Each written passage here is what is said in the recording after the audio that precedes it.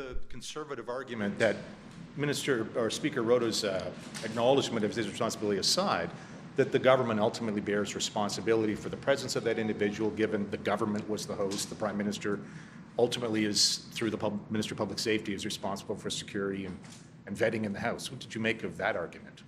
Well, it's not been my experience on the Hill. My experience is that you have the Speaker who is allocated a certain number of seats and does their own vetting.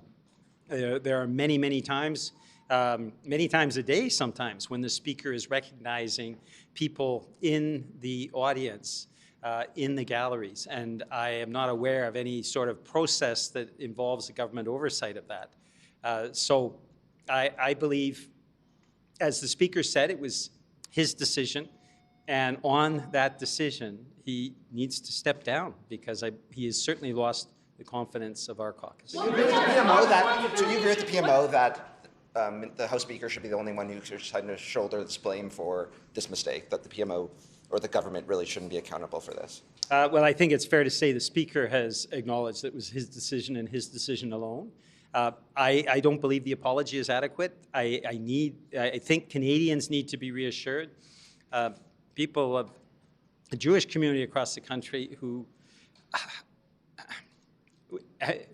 have had members of their family suffer the appalling genocide that was the Holocaust deserve to have a Speaker who is accountable for the actions he's taken.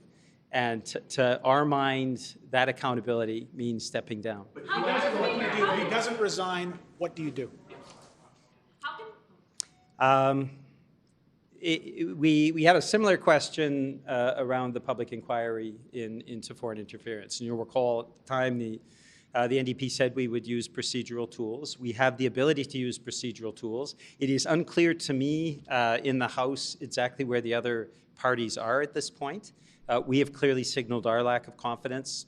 There are procedural tools that the House has if members of the House of Commons share the NDP's view that the Speaker cannot continue.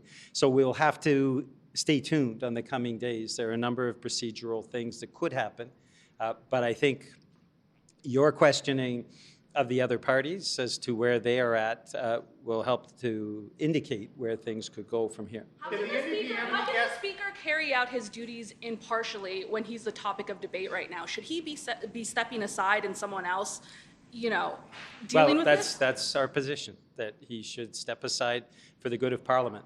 And that's not neglecting the fact that he's done good work as Speaker. I referenced that in the House.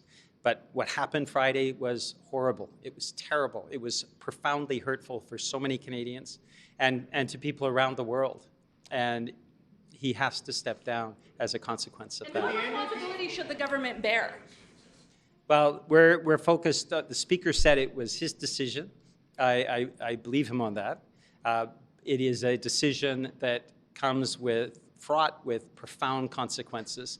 One of those consequences, as far as we are concerned, is that he needs to step aside as Speaker. Did the procedural tools you've got, is it a motion before the House? How would you proceed? I don't know if that's too hypothetical at this point, but how would you proceed? Again, it depends on where other parties and where other members of Parliament are in this. The NDP sent, we wanted to very clearly indicate to the Speaker that he did not have our confidence. It is unclear to me where the other parties are at, and I think that's a question that is better posed to those other parties. Did the NDP have any guests in the gallery? Can you describe how that process worked? We submit lists, the caucuses submit lists that are vetted by protocol. I don't believe that the Speaker's list is necessarily included in that, but that's something that I think journalists can find out in the coming days. If he doesn't, will there be a motion of censure from the NDP? How far will you go? Again, we've taken this in today, but we're unclear if the other parties are sharing our lack of trust in the Speaker. How far? Well, first, the Speaker is chosen by majority of MPs. So the question is, where are the other parties? Where are the other MPs on this? And that's a question you can ask them. In terms of procedural, there's a lot of tools that can be used, but first, we need to know where the other MPs find themselves. What the other parties are saying on this, but are you going to try to actively rally support for a vote to remove Rota, or are you going to wait and see where the other parties are? Well, we've signaled where we're at, and now it is for other members of Parliament and other party caucuses to decide. Campaign to be come on board with us. This is a profoundly saddening experience. This is not something that is should be any sort of political game. It is we, as parliamentarians, did something that was profoundly offensive and insulting to people around the world, that denied the kind of the reality of the Holocaust as a genocide. So this is not something that we believe should be trifled with at all. My statement was sad because I feel for Mr. Rota as a human being, but I also feel for all the people who were hurt by what happened on Friday. And so we will be not campaigning, but we will be talking with members of Parliament of other parties and see where they are. And I think the public as well will be weighing in. And we're certainly seeing that in terms of calls to our offices, letters to our offices.